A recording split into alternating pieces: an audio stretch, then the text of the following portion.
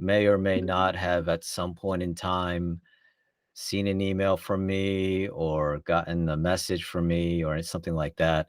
Um, and I did want to acknowledge a couple people I see on here that are staff as well. Kathleen Molina is the supervisor of early childhood. Um, she's on board with us, and our master teacher, Alexander Soriano Tavares. Okay, so let's get started.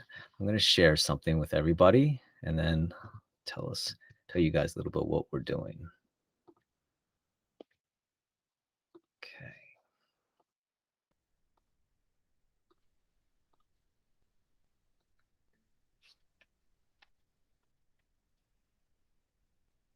Okay, so what you're seeing right here is the title of this presentation. It's called From Speech to Print, with emphasis on speech. And some of you guys might be wondering why it's speech to print. What does that have to do with literacy and reading? And we'll get into that very, very quickly. So all this comes from two things. There's this book called Speech to Print by Dr. Louisa Cook Motes. And a lot of the academic, intellectual information comes from that. But also, we're going to be looking at some video clips from a new PBS TV show for kids called Reading Buddies. And I'm going to explain how what they're doing in that series applies to what we know, the knowledge and the science of early literacy.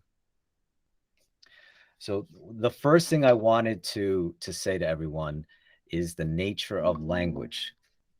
What we think we know about reading is oftentimes not true. We think that reading starts with the letters and the letter sounds, but reading actually does not come from letters and letter sounds. And I just wanted to go over a couple of things that are often a myth, because reading is not a natural phenomenon. It does not happen magically. There's a process to it. There's a neuroscience to it. And for some kids, it takes a lot of effort to get to proficient reading. However, oral language is a natural phenomenon. Generally speaking, most kids, they pick up language pretty quickly. And, you can see that early on as they're like babies, because they're making sounds already and they're interacting with people through their sounds, whether or not that's crying, moaning, yelling, screaming. That oral component of language and listening is a natural phenomenon. You don't really have to teach your children to cry when they're hungry, or even to gurgle or to laugh. These are things that develop kind of naturally, and that's a form of language. However, reading is not. And reading doesn't come until some of the foundational blocks are in place. And that foundational block is the oral and the listening proficiency. So what I want to say is that a long, long, long time ago, humans did not have a written language at all. For a long time, everything was oral. And it wasn't until much later on that people eventually developed a written language. And once you have a written language, that's when the ability or the requirement to learn how to read came about. Before words and languages or written languages, there was no reason to read because there was nothing to read. So for a long time, what they did was they put out symbols, drawings and symbols, and that's what they used as reading. They might have drawn like a bird, which represented birds, or a tree, which represented trees. And one day, and they say that this happened in Phoenicia, someone figured out the alphabet. Now, the alphabet is different than symbols. The alphabet is not a symbol that represents a word. The alphabet are symbols that represent sounds. So if we think about it, the alphabet, which the English language is an alphabetic language, represents sounds, the speech symbols, not, it doesn't represent actually any actual word. So when we look at the word cat, C-A-T, cat is just three different sounds put together to represent a word. The word cat itself doesn't look like a cat. It doesn't, there's nothing visual about it. So the most important thing to take away from here is that our language, the alphabet, the English alphabet, started from sounds, the individual little sounds that someone said, you know what, the k sound is this line, the ah sound is that, and that sound and the symbol is where we get finally letters and letter sounds, but it all comes from the sound itself. So our youngest readers, we're talking about 3, 4, 5, sometimes 6 years old. Those youngest readers, one of the most important skills of reading isn't actually always the letters or the letter sounds, but the speech and the language that goes behind it. And we call that phonological awareness, the sounds inside words. I cannot emphasize how important it is that our children can hear and pay attention to the sounds in words. And this is kind of evident if you see someone that has a disability and is blind, as compared to someone that is very hard of hearing, it is much harder for a person who is hard of hearing to learn how to read than it is for someone who is actually blind, because it's the phonological part of your brain, which is the sounds, that processes reading. So yeah, the big takeaway here is that we're trying to really shore up the phonological aspects of student learning here. Now, let's see. Okay, so you might be asking, like, what is phonological awareness? Like, what is this thing? Why is speech and oral language so important? Well, we're going to start with the most simplest things, sounds, and then speech, then words, then symbols, first, last, middle sounds, blending sounds, segmenting sounds. It's a continuum. So you start with the big picture, and then you get smaller and smaller and smaller until you're segmenting the smallest parts of the sounds. So this is phonological awareness. And as a child is developing this, they will also simultaneously start learning letter sounds, letter names. And once they're working on this, then they can start reading some words and then reading some sentences. But you cannot try to do the letter sounds and letter names. You can't skip any of this stuff right here without getting to this.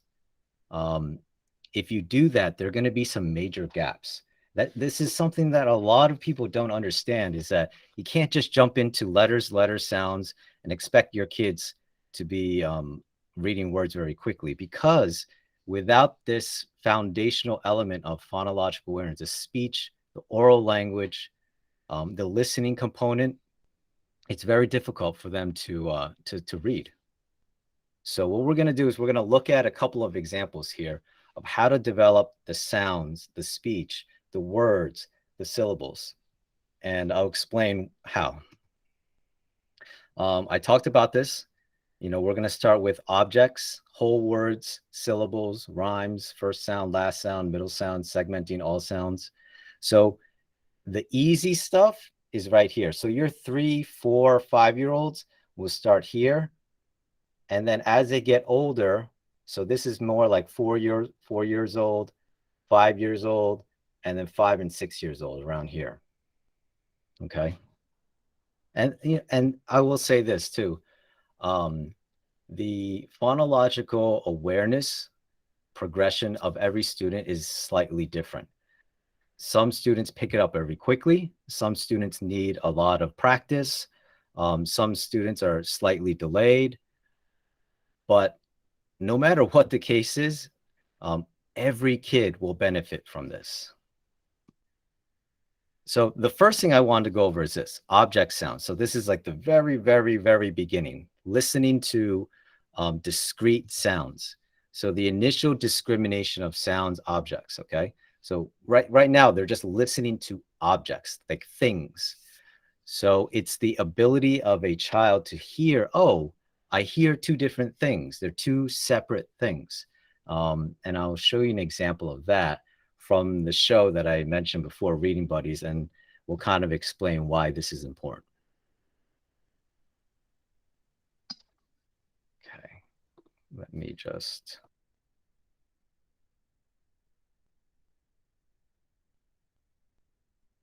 I hear with my little ear, Alphabot! This is our reading tool. Her name is Alphabot, but we call her AB. She is super helpful. Everyone, meet Alphabot.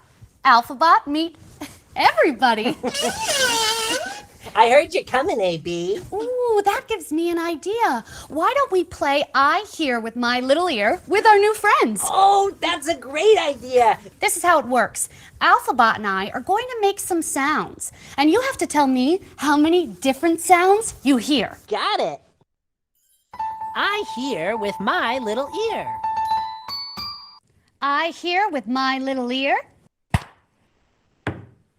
How many different sounds did you hear? I think I heard two sounds, Dot. A clap and a knock. That's right. Okay, you get it, you get it. AB, let's hear some more sounds.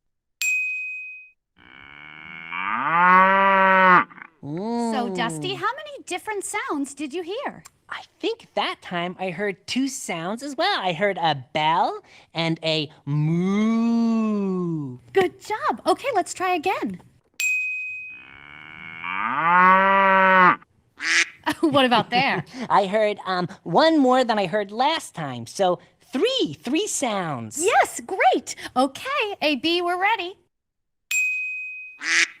Whoa! How many different sounds did you hear now? I heard three sounds that time, Dot. A bell, a horn, and then the last one was a roar. Nicely.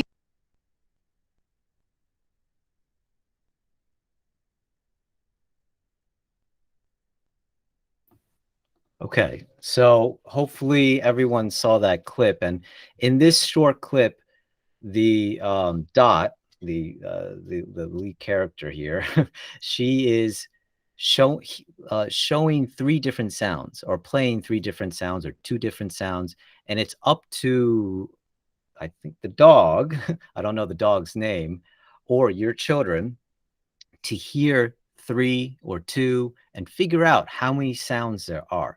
This is like kind of like the most basic of phonological awareness, hearing and figuring out how many sounds and being able to separate those sounds. Okay, so we're starting with just kind of objects, voices, and animal noises, something very familiar. Okay, then we're gonna get a little more detailed. Let's go to the next slide here. So we move from sounds, objects, to syllables, discriminating different syllables. Now, if you've forgotten, what a syllable is, syllables are different parts of the word, right? So if we say pagoda, and there's a couple ways to figure this out. You can kind of feel your chin, you can hum it, but Bogota, right?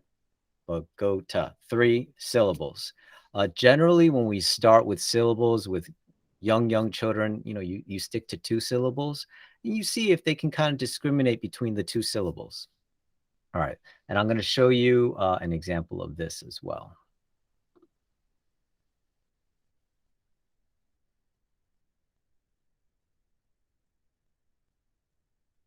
Say baseball. Baseball. Say it again, but don't say base. Ball. Good dog. I'm teaching Dusty new tricks. I love when we do this. You get treats. We've learned sit, stay, speak, and now this. Here, watch. Say keyboard. Keyboard. Say it again, but don't say key. Board. Good job. Say airport. Airport. Say it again, but don't say air. Port. Excellent work. Thanks. Say goldfish. Goldfish. Say it again, but don't say gold. Fish. Good dog. Oh, I'm all out of treats. Oh, hey, would you look at the time? Gotta go. What?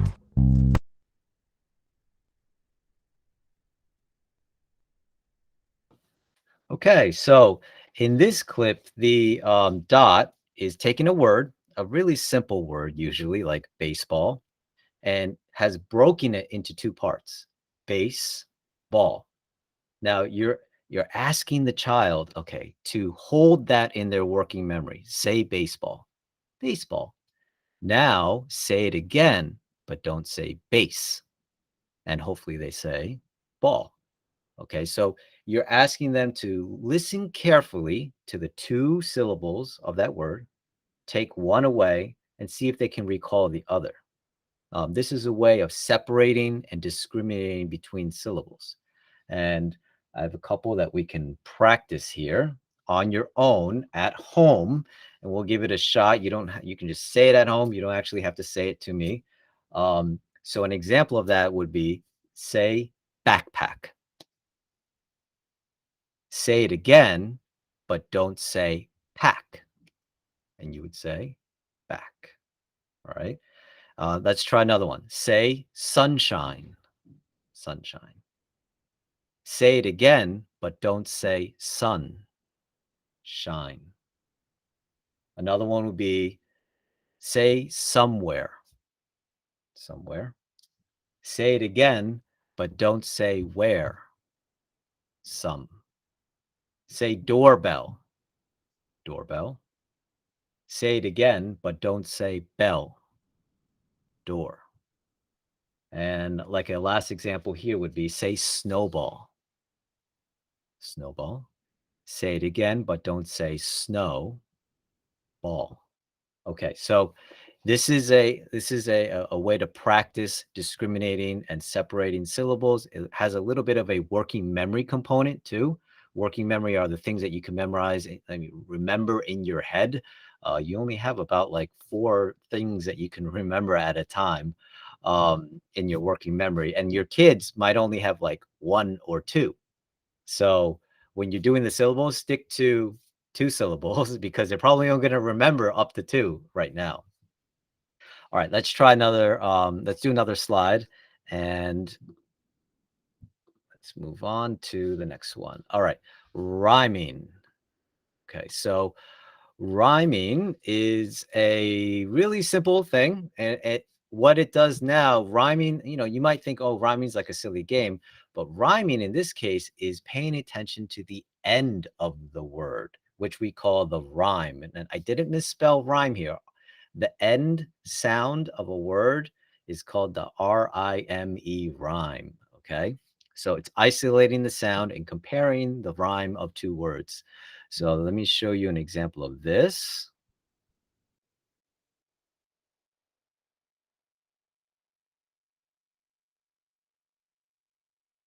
Rhyme time! That's right, it's rhyme time! The game where we give you 3 words. 2 of them rhyme, 1 of them doesn't. We have to find the word that doesn't rhyme. It's easy peasy, lemon squeezy. Let the rhyming games begin. Your words are bad, had, leg. Bad, had, leg. Which one doesn't rhyme? Bad, had, leg. Ha ha, yeah, leg doesn't rhyme. That's it. Okay, 10, hat, rat. 10, hat, rat. Which one doesn't rhyme? 10, hat, rat. 10 doesn't rhyme. Ding, ding, ding. All right, top, jet, get. Top, get, jet. Which one doesn't rhyme? Top, get, jet. Yeah, I don't think top rhymes. That's right, top did not rhyme. Good job. All right, it's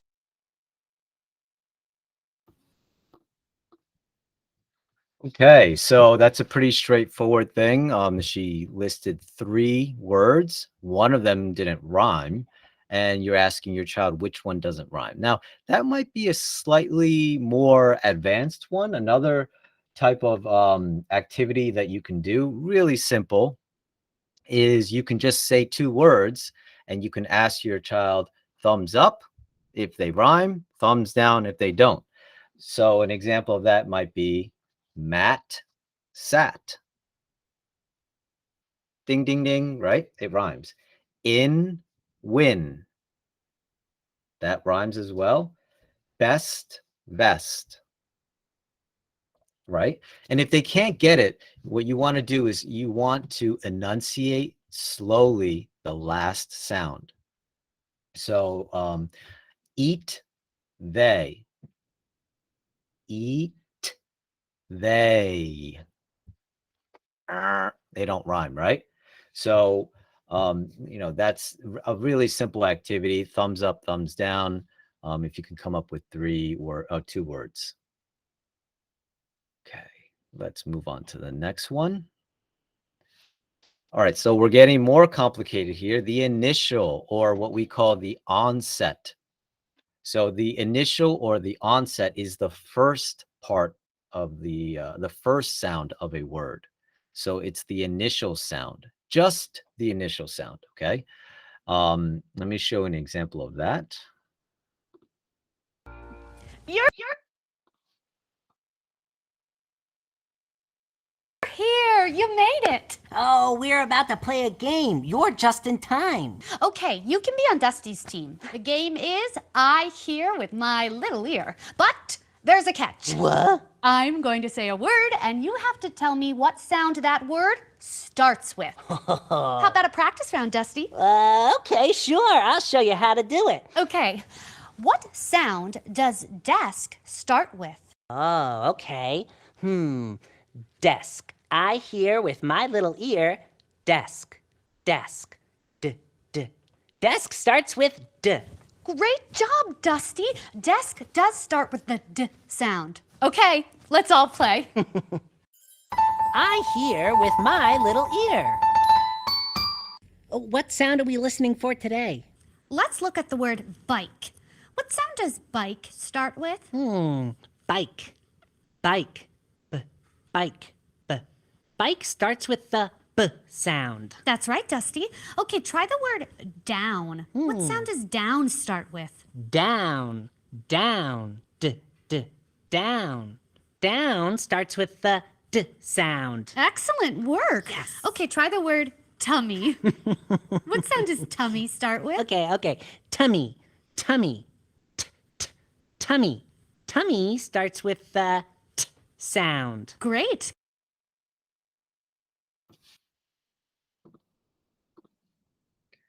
Okay, so I mean that's a pretty straightforward activity where you just give a word and see if they can kind of figure out that first sound. I will say when you're giving instruction on sounds like desk, like they said, desk, it is tempting to say that the first sound of desk is duh, duh. Um, but if you listen carefully, duh has 2 sounds. It has the D sound, D, and the sound. So when you are giving the sounds, what they like to say is you want to clip your letter sounds. You don't want to add that extra sound. So the D sound is D, not duh. For the P sound, you don't say it's puh. It's just like a puff of air. Same thing with like the C sound. You don't say k, it's k, k. So you try to clip those sounds because what ends up happening is some students, not all students, will hear the 2 sounds and then that actually affects their spelling and their reading later on. Like when they're reading cat, instead of just saying k, at, they might say k, at, and add an extra sound because they've been taught like that the C sound has a k and a sound with it. So just a little word of advice there. Okay, let's move on to the next one. All right, beginning, middle, and end sounds. And I say that in that order because the beginning sound is the easiest. Actually, this is not in the order. Beginning is the easiest, the end is the second easiest, and the middle sound of words is the hardest, no doubt. Okay, so it's really beginning and middle. That's the order you want to teach it in. And I'll make this example quick. What sounds are we listening for today, Dot? Well, I'm in a mood, so I'm gonna mix it up. Oh, the old mix-up. You better listen carefully. I'm going to ask for a beginning, middle, or end sound. Oh boy, my ears are on. Hey, be sure to listen for which sound we need to find, the beginning, middle, or end. The first word is chin. Chin. What sound do you hear in the beginning of chin? Chin, chin. What sound do you hear in the beginning of chin? Ch, ch, ch, ch. Hey, is it ch like chip? Yes, that's right. Yes. Is at the beginning of chin. Okay, next word is side. What sound is at the end of side? Oh, at the end of side. Okay, what sound do you hear at the end of side? Side, side. D, d. Is it d like dog? Ding, ding, ding. That's correct. The last word is lad. What sound is in the middle of lad? Oh boy, it's roller coaster time. What sound do you hear in the middle of lad? Lad. Lad. Oh, it's ah. Ooh, that's like what I would scream if I was on a roller coaster. Ah! Absolutely right.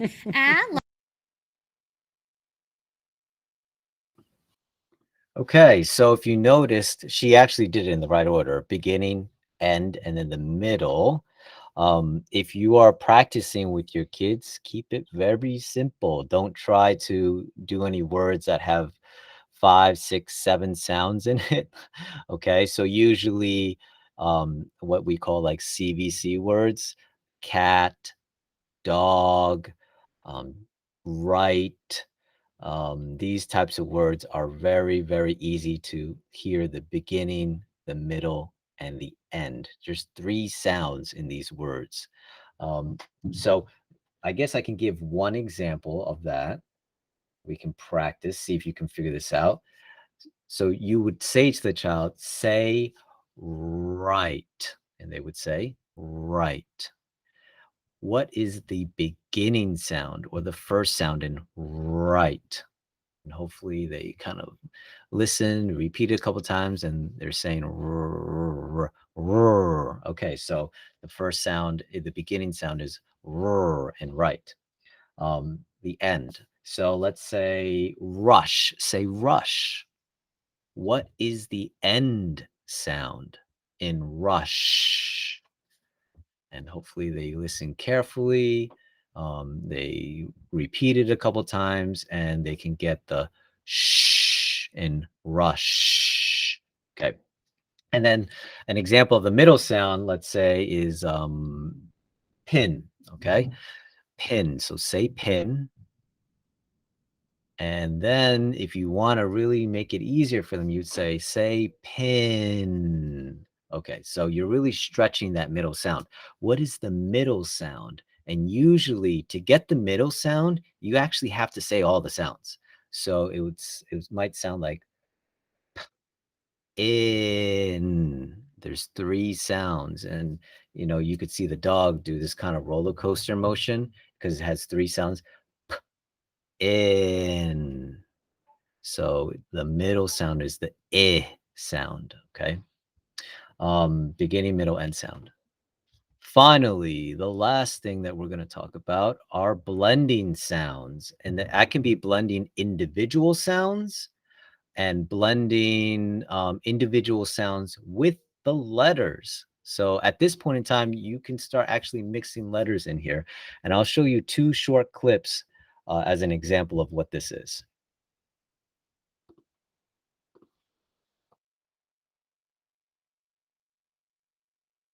Hi!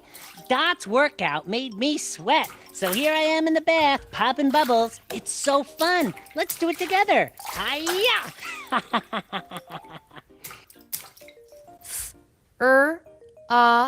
G. Frog. N. Crane. Splish, splash. Bats are fun. Ooh, a bubble. Slug. Slug.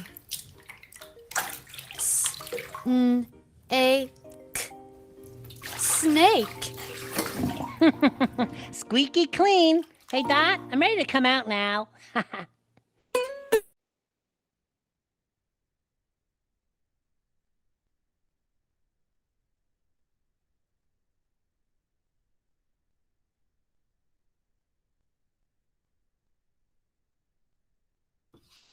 Okay, and then there's one more I wanted to show you.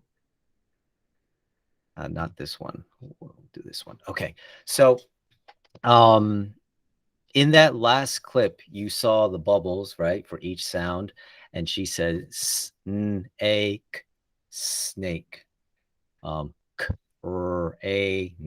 crane. Now, for a lot of people, it's hard for people to comprehend what's the point of all these sounds and listening to all the sounds and putting them together. That last exercise was called blending because you're hearing the sounds and blending them together. Well, when you finally can hear and distinguish and discriminate the individual sounds of a word, they call these the phonemes, the smallest individual sound of a word. That's when you can finally attach those sounds to the letters and the letter sounds. So when a child begins to learn how to read, these are the types of words that they're going to start to learn. The most basic, what we call CVC words. And they'll see this word, M-A-T, mat, okay? But when they read this for the first time, you have to imagine that these squiggly lines that they're looking at, that we call letters, to them just look, they're like a foreign language to them, and it takes a little bit of time. And once they start to learn that this letter right here makes the sound, this makes the ah sound, and this makes the t sound, that phonological awareness that they have been practicing, saying those sounds that they probably had already been saying, the sounds will start to match up with the actual letters.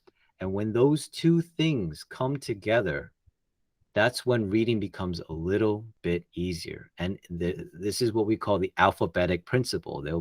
They will say to themselves in their brains probably, wow, yeah, I know these sounds. I've said these sounds before, and I know how to put these sounds together. So when they start to learn their letters and letter sounds, they connect what they're learning with the letters and letter sounds to the phonological awareness that they've been practicing. So they'll say at, at, and then it's up to them to blend these together. Mat.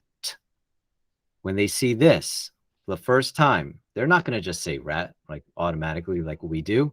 They have to go sound by sound. Rat, rat. And they have to slowly bring it together, blend it. And they're taking what they're seeing and what they know about the sounds and then put it together. Rat. This should be man, not ma'am. Apologies for that. But yeah, it's the same thing. Right? And then they're taking the three sounds. So this, when they start reading, is where they take the visual aspect and the sound aspect, and they're starting to put it together. Okay, so in summary, the starting point of reading is actually the sounds, the speech, the oral language, and listening. I didn't say this before, but it is really important to talk to your kids. you have to talk to your kids a lot. It doesn't have to be in English. It could be in other languages. That's fine. Um, but they have to be able to start hearing the different sounds of words. And if you can play these games with your kids, like if you're in the car and you say bat, rat, thumbs up, thumbs down, okay? These types of things, or if they tell you a word, or if you say a word and it's kind of a hard word, then you can have them repeat it and listen and look at your mouth. That is another really big thing for them to look at how you're pronouncing things. This way they can practice that. These speech, sounds, oral language, and listening, just as important as learning their letters and letter sounds initially. And I just put this right here. Reading and the words that we read in print is just speech put into print. There's nothing special about it. The speech always came first, and then someone said, we need to figure out how to write this down. So they took the words that we're talking and put it into print. That's why speech always comes before print. English is an alphabetic language, so every letter has a sound. Some letters are some sounds are combinations of letters, but we call these little sounds phonemes, and we put them together. Over here, we want to practice speech. We want to practice oral and listening games, rhyming games, listening to the first, the middle, the end sounds in words, syllables, blending syllables, putting them together. And if anything, I was showing you clips from Reading Buddies, which really it's a phenomenal show. I've never seen a show that is so closely aligned to how to teach your kids to read. And it's all on YouTube. And I can on this slideshow, the link is on there. But if you just go on YouTube, which I can show you really quickly, all you would have to do is, look up Reading Buddies, and, you can look at their channel, their playlist. The entire season is up here already. So you can see all the different episodes. So in these episodes, the way that I would recommend doing this is, don't try to binge watch this whole thing. That's not how this works. That's not how learning works. You want to take it slowly. So you could watch it with them, pause it, practice a couple things. But the most important thing is that your child participates in it. And, I know it sounds like I'm plugging this show, and I kind of am, because I really do feel like this is quite an amazing thing that is at our disposal. And you can rewatch it. You can watch it without feeling guilt that they're watching it as well. That's okay. So these are, a couple of things that I feel are great resources besides, playing these kind of phonological awareness games. Okay, so a couple of things before I continue. If you joined late and you didn't hear, if you want to, in the chat, put your email address. We are recording this, so if you want a recording, if you could just put your email in the chat, we'll make sure that we share this with you, and so that you can watch this whenever you want. And we'll also send out this presentation as well. So we'll share the presentation, and we'll share the recording as well. I will stay. So it's 7:42. If anyone has any questions, we'll stop the recording.